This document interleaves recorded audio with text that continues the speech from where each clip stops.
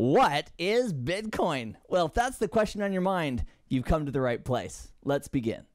Our objective in this MicroNugget is really simple. It's for you and I to get a better understanding of this thing called Bitcoin that everybody seems to be talking about. What exactly is it? Well, to really appreciate that, let's go back to something that probably everybody is very familiar with, and that is money. I'd like you to visualize the last time you spent money, whether it was cash or whether it was a debit card or a credit card.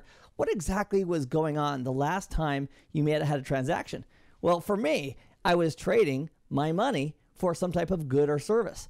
And if we live in an environment where we have a government, it's very likely we have some fiat currency that's been issued by the government that the government requires people to accept as legal tender in the place that you live. So that's how money works. We can trade it for goods and services. So what exactly is Bitcoin? Well, Bitcoin is both a system, it's a set of protocols, and it's also the name of the currency that we can use if we want to. Now, it's different than any other type of currency that we currently deal with because it's not mandatory. There's nobody forcing you. You must accept this as legal tender. Bitcoin is completely voluntary. It's also digital. So we're going to be doing transactions. For example, if I want to pay for a good or service, I can pay directly to another party and not have a huge bank transaction fee in the background charging me 1.5% or 2% for that transaction. The other cool part is that it's all cryptographically proven.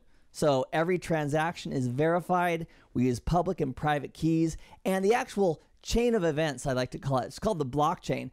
Every single event, every transaction in the Bitcoin history is being maintained by the Bitcoin network on tens of thousands of machines. So as each new transaction happens, that transaction is verified collectively by the Bitcoin network and becomes part of the public record of all the transactions of Bitcoin. So how exactly, if somebody wants to start using Bitcoin, how would you get it? And there's actually a couple ways of doing that.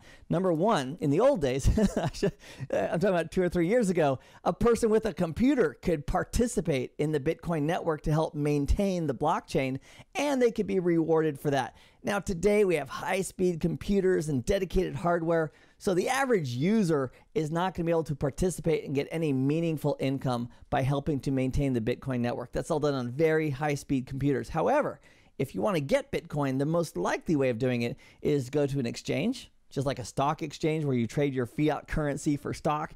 You can trade your fiat currency for Bitcoin if you want to. Another way to receive it is to go ahead and sell a good or service and be willing to accept Bitcoin. For example, maybe a restaurant is accepting Bitcoin.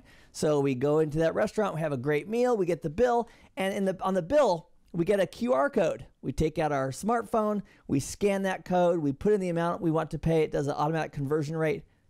We hit the button, and we can actually pay via Bitcoin with vendors. And there's hundreds of thousands of businesses and individuals and companies that are currently willing to accept Bitcoin as payment. So there's lots of businesses who are now accepting Bitcoin for a couple reasons. Number one, they want to get Bitcoin. And secondly, they also want to attract the customers who are excited and want to use Bitcoin for their transactions.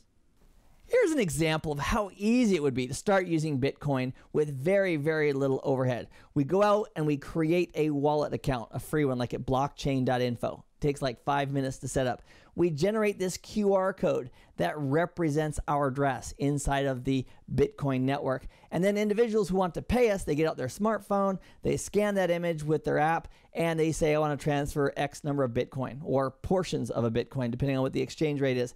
They hit send.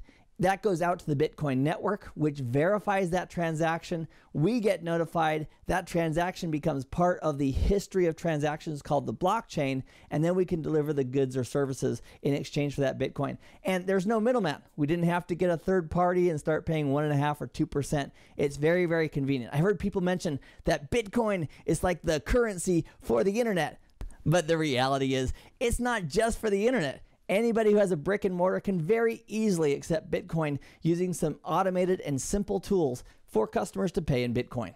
In this MicroNugget, we've taken a look at the concept of this digital cryptocurrency called Bitcoin. It really breaks down to 3 things. Number one, it is a currency like money.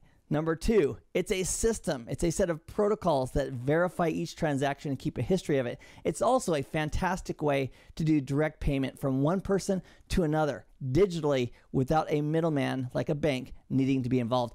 If you want to learn more, Come and join us in our Bitcoin series at CBT Nuggets. I hope this information has been informative for you, and I'd like to thank you for viewing.